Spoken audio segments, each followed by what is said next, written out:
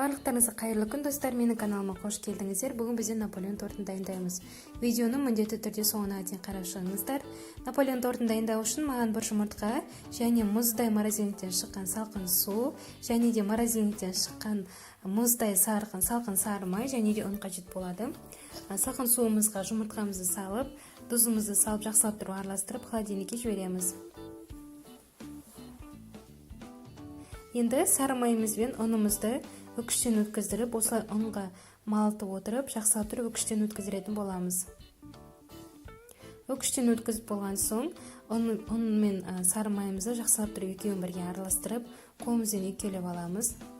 Екеулеп алып, жақсылап тұрып араластырып болған соң, үстіне салқын суымыз бен жұмыртқамызды қосып, жұмсақ қамыр болғанға дейін елейміз.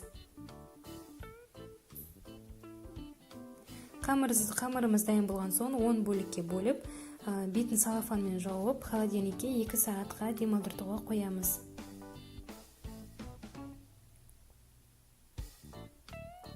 Холодильникке 2 сағатқа дайын демалып болған соң, пергамент қағазын төсеп, жұп-жұқа қылып жаямыз.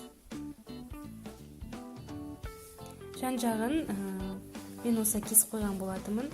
Крошка ретінде украшение ретінде пайдаланатын боламын. Барлығын пісіріп аламыз, 5-7 минутта кетеді. Ендігі крем дайындаймыз. Крем дайындау үшін маған сары май керек болды.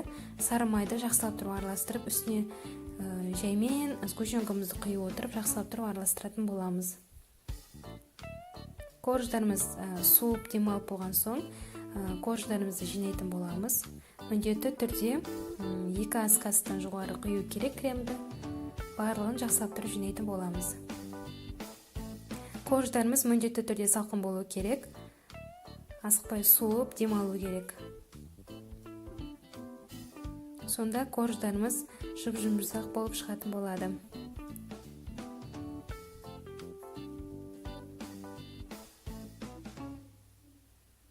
Барлығын жақсылап тұрып жинап болған соң, крошкаларымызды бетіне сеуіп, жақсылап тұрып жан-жақтарына салып шығамыз.